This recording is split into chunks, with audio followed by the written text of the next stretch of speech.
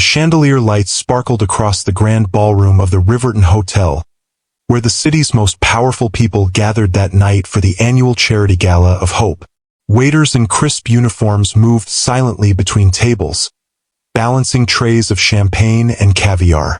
A string quartet played softly near the stage, their melody blending with the hum of laughter and expensive perfume. Among the staff was Lena Carter, a maid in her late 20s. Her black hair was tied neatly in a bun, her uniform spotless despite the long hours she'd been on her feet. She moved gracefully, clearing glasses and refilling drinks, her eyes calm but distant. For most guests she was invisible, another face in the background. At table 9 sat Vivian Hawthorne, a well-known socialite and the widow of a real estate mogul. Diamonds glittered at her neck, and her crimson dress shimmered under the lights. Vivian was used to being the center of attention, and tonight, she intended to remind everyone of it. "Excuse me, you there?" Vivian called sharply, waving her manicured hand. "Yes, the maid. You've been ignoring this table for 10 minutes. Lena quickly stepped forward, bowing her head slightly. "I'm so sorry, ma'am. We've been refilling the champagne near the stage, but I'll—" Vivian interrupted with a scoff. "Spare me the excuses. Just pour the wine properly this time. The last girl almost ruined my gown." "Yes, ma'am." Lena took a deep breath, keeping her voice steady as she poured a tall glass of red wine for Vivian. The liquid shimmered like velvet under the chandelier. But just as she set the bottle down, Vivian's elbow knocked into the glass. The wine splashed across the table, and a few deep red drops landed on Vivian's dress. A hush spread across the table. Vivian's eyes widened, then narrowed. "You clumsy little—" she hissed, standing abruptly. "Do you have any idea how much this gown costs?" Lena instinctively reached for a napkin. "I'm so sorry, ma'am. It was an accident." But before she could finish, Vivian grabbed her half-full wine glass and threw the rest of it straight into Lena's face. The guests gasped. The string quartet stopped playing. Red streaks ran down Lena's cheeks and dripped onto her collar. Vivian smirked. "There. Now you'll remember not to ruin another gown." The entire ballroom went silent. A few people looked away uncomfortably. Others hid their phones, unsure if they should record. Lena stood frozen, humiliated, trembling slightly. Her heart pounded so hard she thought it might echo through the hall. "Go on," Vivian said coldly. "Clean it up. That's your job, isn't it?" Lena slowly blinked the wine from her eyes. Her voice, when she spoke, was barely above a whisper, but there was something different in her tone now. "Yes, ma'am," she said softly. "It's my job to clean up messes." Then she turned and walked calmly toward the service hall, her uniform soaked, her dignity hanging by a thread, but her composure unbroken. No one knew it then, but in that moment, the cameras hidden in the ballroom ceiling had caught everything. Every word, every insult, every drop of wine that hit her face. And in just 48 hours, that footage would change everything for both of them. The next morning, the Riverton Hotel looked nothing like the dazzling ballroom it had been the night before. The scent of champagne had been replaced by the sting of disinfectant. Staff mopped the marble floors in silence, pretending not to talk about what everyone was already whispering. "Did you hear what Mrs. Hawthorne did last night? The maid's uniform was ruined. I heard someone recorded it." Lena Carter kept her head down as she scrubbed silver trays in the back kitchen. Her hands moved automatically, her mind somewhere else entirely. The humiliation replayed over and over. The red splash across her face, the laughter, the feeling of 100 eyes burning holes through her. "Lena, you okay?" a coworker whispered. It was Maya, one of the waitresses. "I'm fine," Lena lied, drying a tray with a towel. "People forget things quickly." Maya frowned. "Not this." The security team saw the footage. Lena froze. "Footage?" "Yeah, the hotel's cameras. They caught everything." Maya lowered her voice. "Management's meeting about it right now." Vivian Hawthorne might be in serious trouble. Lena didn't respond. Trouble? For Vivian Hawthorne? The woman practically owned half the city through her husband's name. Powerful people like her didn't get in trouble, they caused it. Still, a quiet flicker of something strange crept into Lena's chest. Hope. Across town, Vivian sat in her penthouse suite, sipping black coffee and scrolling through her phone with painted nails. Her assistant, Rachel, stood nearby, trying to sound calm. Madam, we've received some concerning calls. Apparently, footage from the gala has surfaced. Vivian looked up sharply. Footage? What are you talking about? It's on social media, Rachel continued hesitantly. Someone leaked the hotel's security feed. Vivian frowned. Impossible. That place is private property. Rachel turned her tablet toward her. Not anymore. Vivian's eyes widened as she saw herself on the screen. The crystal-clear video of her splashing wine into Lena's face, frozen mid-motion, her voice dripping with arrogance. Do you have any idea how much this gown costs? The clip was already viral. Over 2 million views in less than 12 hours. Comments flooded in from everywhere. This woman should be ashamed. How can anyone treat another person like that? Who is that maid? She handled it with grace. Fire Vivian Hawthorne from every charity board now. Vivian's face drained of color. Who did this? She whispered. Who leaked this? Rachel shifted nervously. Ma'am, it doesn't matter who. Everyone's seen it. Sponsors are pulling out from your foundation. The media's calling this the gala scandal. Vivian slammed her cup down, coffee spilling onto the table. Find that maid, she hissed. Now. By that afternoon, reporters swarmed the Riverton Hotel. Cameras flashed.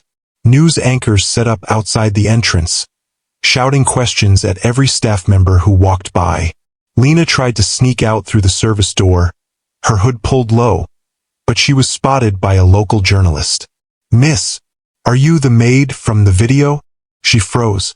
I just work here. Your name's Lena Carter, correct? She didn't answer, but the camera was already rolling. How do you feel after being humiliated in front of hundreds of people? Lena's throat tightened. Dozens of microphones surrounded her now. I don't want to talk about it, she said softly. I just want to work. But the next question cut through her composure. Do you plan to take legal action against Vivian Hawthorne? Lena hesitated. The crowd leaned closer. Then she said quietly, No, I don't believe in revenge. I believe in truth. And the truth is already out there. The moment hit the internet like lightning. A single clip, Maid refuses revenge, chooses dignity, hit 5 million views overnight. By evening, everything had changed. Vivian's phone buzzed nonstop, calls from lawyers, board members, journalists. Her sponsors had pulled out, her charity partnerships suspended, her name trending for all the wrong reasons. She sat alone in her vast living room, staring at the city lights with red-rimmed eyes. This can't be happening, she whispered. One stupid glass of wine. She thought back to Lena's expression, the calm, the quiet, the lack of hatred. It gnawed at her more than the headlines. Somewhere deep down, Vivian felt something she hadn't felt in years. Shame. Meanwhile, Lena's life turned upside down in a different way. She was suddenly being called the maid who kept her dignity. Reporters wanted interviews. Charity organizations offered her job positions. And that night, she received an email from someone unexpected. Subject: Regarding your future. From Carter Foundation Legal Office. Miss Carter, our organization has reviewed your situation. We believe you've been unfairly treated. We'd like to meet with you regarding an opportunity. Something bigger than just an apology. Lena read it 3 times, her hands shaking slightly. She didn't know it yet, but that message would take her from a hotel maid to a woman with power she'd never imagined. And soon, Vivian Hawthorne would learn what it feels like to be on the other side of humiliation. The following morning, Sunlight streamed through the narrow window of Lena's small apartment. The air smelled faintly of laundry soap and brewed coffee. She sat at her worn-out kitchen table, staring at her laptop screen. The email still open. "We'd like to meet with you regarding an opportunity. Something bigger than just an apology." Her mind spun with questions. Who were they? What could they possibly offer her? Her phone buzzed again. Another unknown number. This time she answered. "Hello, Miss Carter? This is Daniel Cross from the Carter Foundation. Thank you for responding to our email. We'd love to schedule a meeting this afternoon if you're available." Lena hesitated. "The Carter Foundation? I don't think I'm familiar." Daniel interrupted gently. "Our founder was Mr. Henry Carter, your late grandfather." Lena froze. I think you have the wrong person. My grandfather worked at a dockyard in Illinois." Daniel smiled through the line. "Actually, that's what he told people. Before his passing, he started this foundation quietly. And after reviewing our records, we believe you're his only living heir." The words hit her like a wave. His heir? Yes. And as it turns out, he set aside a trust, one meant to support honest workers who were overlooked or mistreated. He would have been proud of how you handled yourself. 3 hours later, Lena stood outside a tall glass building downtown, heart racing. She'd borrowed a blazer from her friend Maya and tied her hair back neatly. Her shoes were worn but polished, and though she felt out of place among the businessmen and lawyers, she held her head high. Inside the Carter Foundation's office, she was greeted warmly by Daniel, a kind man in his 40s with tired eyes and a gentle smile.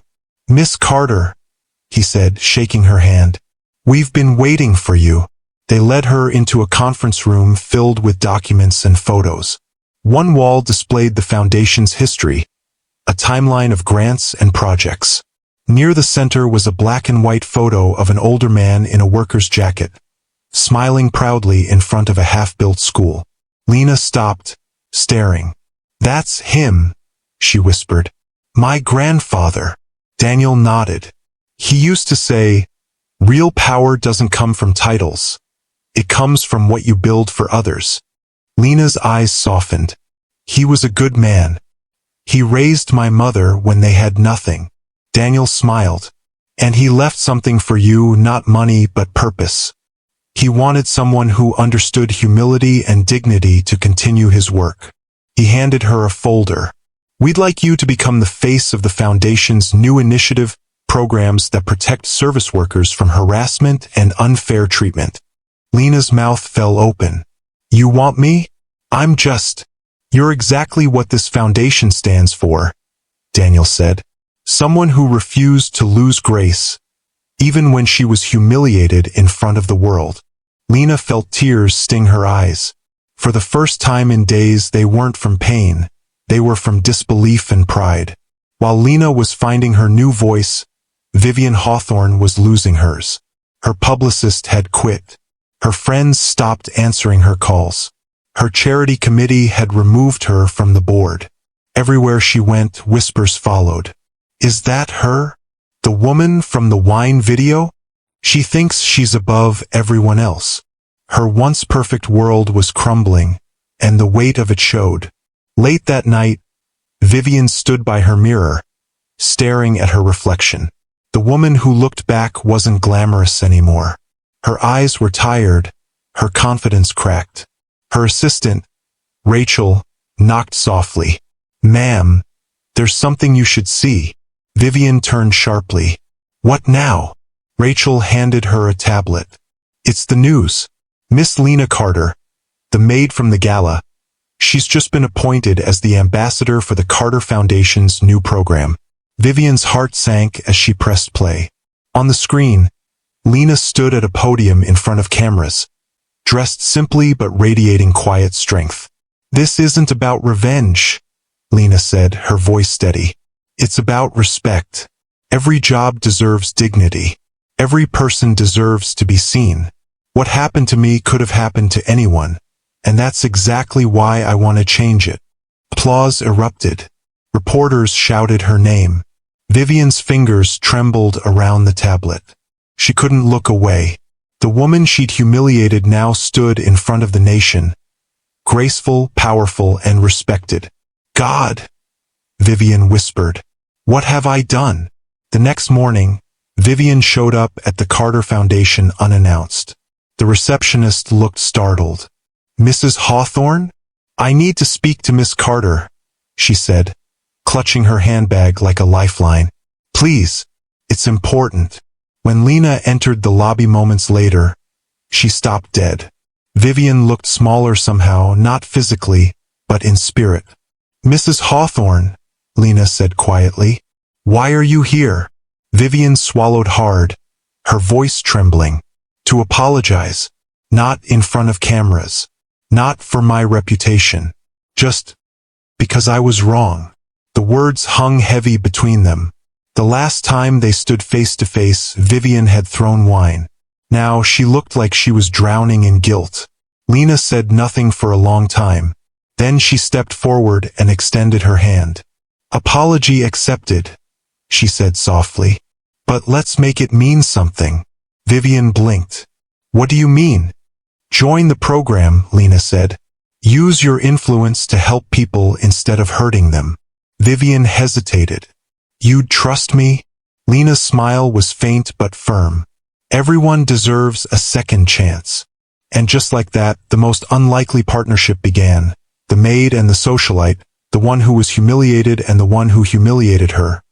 Both rebuilding something far more powerful than reputation. Their humanity. The news spread like wildfire. Former socialite Vivian Hawthorne joins Carter Foundation's Dignity Project. Half the city thought it was a PR stunt. The other half thought Lena had lost her mind. Comments flooded social media. Why forgive her? This woman doesn't deserve redemption. Lena's too kind for her own good. But Lena didn't care about what strangers thought. She cared about what change looked like, and sometimes change began in the most uncomfortable places. Inside the Carter Foundation, Vivian sat quietly across from Lena during their first official meeting. The large window behind them filled the room with daylight, painting their faces in soft, natural glow. Vivian clutched her notebook, unsure of what to say. Gone was the perfectly polished tone she once used to command a room. Thank you for letting me be here, she said finally. I don't know if I deserve it. Lena smiled faintly. No one deserves grace. It's given. Vivian lowered her eyes. You sound like someone who's been through too much to still believe that. I have, Lena admitted. But forgiveness isn't about letting someone off the hook. It's about refusing to live in anger. Vivian nodded slowly. Then I'll prove I'm worth forgiving. 2 weeks later, the Carter Foundation hosted a press conference for their new initiative, Project Respect. The event hall was bright and open, with camera crews, journalists, and banners that read, Every job deserves dignity. Lena stood at the podium, poised and calm, as always. Vivian stood just behind her, slightly nervous but determined. When Lena finished speaking, she turned to the woman beside her. And now, I'd like to introduce someone who knows firsthand what it means to face public judgment. Mrs. Vivian Hawthorne. There was an audible murmur through the crowd as Vivian stepped forward. She could feel hundreds of eyes on her, the same eyes that had once adored her and then turned on her overnight. She took a deep breath and began. I've spent most of my life believing money made me important, she said. That power meant worth. And when I threw that glass of wine, I wasn't just cruel, I was blind. I didn't see the person standing in front of me. I saw someone I thought was beneath me. And I was wrong. Cameras flashed. Some reporters leaned forward. Vivian continued, her voice steady now. The world saw me at my worst. Lena saw me as I could be. And today, I want to earn the forgiveness she gave me, by helping to make sure no one else is ever humiliated for the job they do. A long pause followed. Then applause. It wasn't thunderous, but it was real, genuine. Lena smiled from the sidelines, a quiet pride glowing in her eyes. The next day, that clip hit national headlines. The internet, for once, didn't tear someone apart. Comments began to shift. Maybe people can change. This was powerful. I didn't expect to cry. That maid has more grace than anyone at that gala. For the first time in her life, Vivian wasn't trending for her looks, her money, or her parties. She was trending for humility. A week later, Vivian and Lena visited a small diner on the outskirts of the city, one of the first local businesses the Carter Foundation planned to sponsor. The owner, an elderly woman named Mrs. Brooks, shook their hands with tears in her eyes. "My daughter was a hotel cleaner too," Mrs. Brooks said softly. "She got fired after a guest yelled at her for something she didn't do. Watching you two stand together, it gives me hope." Lena squeezed her hand. "That's exactly why we're here." Vivian smiled. "We can't erase what happened, but we can make sure others don't go through it." Outside, the midday sun cast golden light across the parking lot. The two women walked side by side, the maid and the millionaire, now equals in purpose, if not in past. Vivian looked up at the sky. "You know, Lena," she said, "the world's strange. One video ruined me, but maybe it also saved me." Lena nodded. "Sometimes the truth humiliates us before it frees us. But redemption doesn't come without resistance." That evening, as they returned to the city, a group of reporters ambushed them outside the foundation. "Mrs. Hawthorne," one shouted, "how do we know this isn't all for publicity?" Vivian didn't flinch this time. "Because forgiveness doesn't trend forever," she said simply. "But change does, if you keep showing up." The reporters fell silent. Lena smiled, proud. As they entered the building, Vivian whispered, "I think I finally understand what it means to serve." Lena replied gently, "Then you've already begun." Later that night, Lena sat at her small apartment window, looking out at the city lights. Her phone buzzed with another message, this time from her mother. "I saw you on the news, sweetheart. Your grandfather would be proud. You turned humiliation into healing." Tears welled in her eyes, but they were soft, the kind that wash something clean. Meanwhile, Vivian sat in her quiet penthouse, scrolling through hundreds of messages. One caught her attention, a simple comment from a stranger. "The maid taught the rich woman how to be human again." She smiled, wiping away a single tear. The world had watched a cruel act unfold. Then it watched something even rarer, a heart change in real time. But neither woman knew yet that Project Respect was about to explode across the country, and bring both of them to the world stage in a way that would test their newfound alliance like never before. 6 months later, the story that had once divided the city had now united an entire nation. The Carter Foundation's Project Respect had gone viral not just online, but in real life. Over 1,000 workplaces across the country had pledged to join the initiative, training employees, executives, and service staff on dignity in the workplace.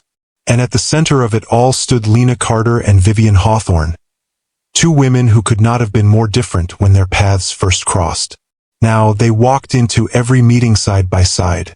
On a bright morning in New York, cameras flashed as they arrived at the Global Equality Summit. The stage banner read, "Rebuilding Humanity in the Workplace." Reporters shouted their names as they made their way down the carpet. "Miss Carter, do you believe real change is possible?" Lena smiled calmly. "Change always starts with people, not policies." "Mrs. Hawthorne, do you feel redeemed?" Vivian paused, then replied softly, "Redemption isn't a headline. It's a daily choice." The cameras loved her honesty, but more than that, they loved what she represented. Accountability without ego. Inside, the grand conference hall was packed. CEOs, politicians, activists, and journalists from around the world. The atmosphere was buzzing. The host introduced them with a booming voice. "Ladies and gentlemen, please welcome the women who turned humiliation into hope, Lena Carter and Vivian Hawthorne." Applause thundered as the two women walked onto the stage, sunlight streaming through the skylight above them. Lena spoke first. Her voice was steady, every word grounded in experience. "I never wanted fame," she began. "I wanted fairness.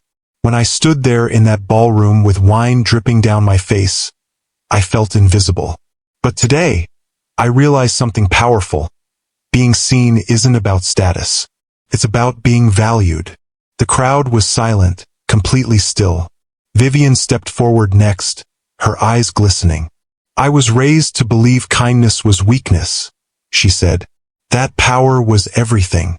But power without empathy is just cruelty in disguise. That night I lost my reputation. But I gained something much more valuable, the truth."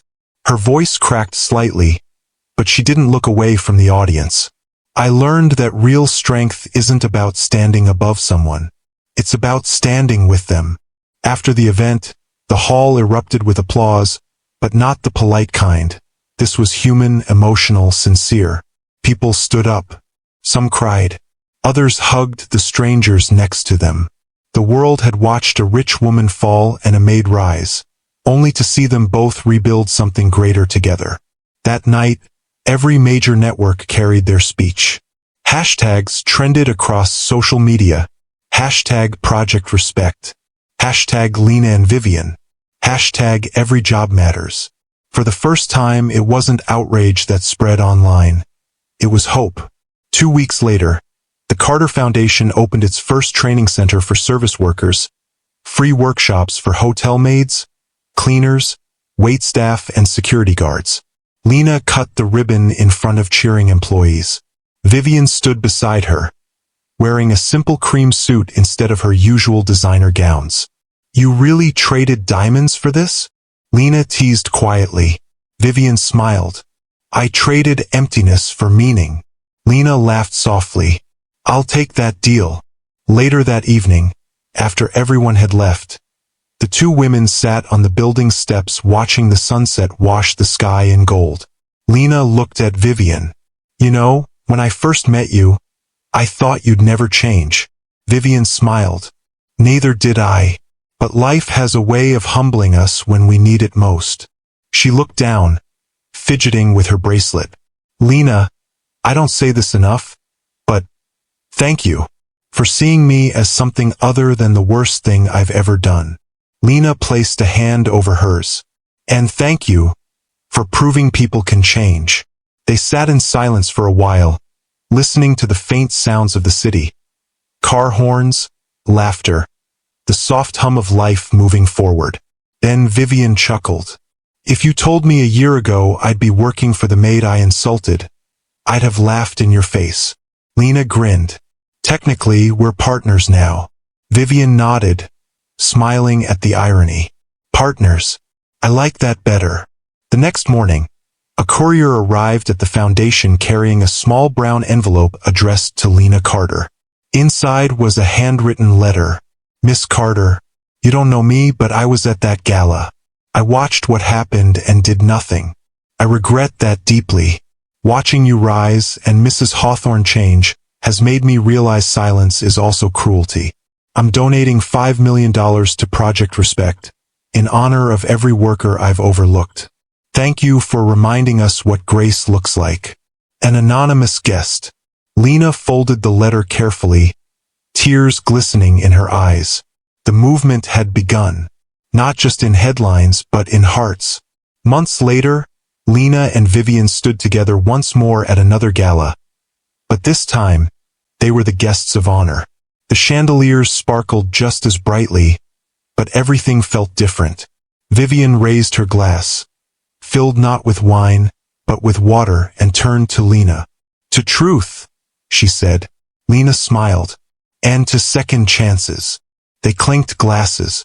Across the ballroom, cameras rolled again. Not to capture cruelty this time, but to document redemption. And as the lights glowed and the music swelled, the world saw something rare. Not revenge, not scandal, but grace powerful enough to rewrite a story.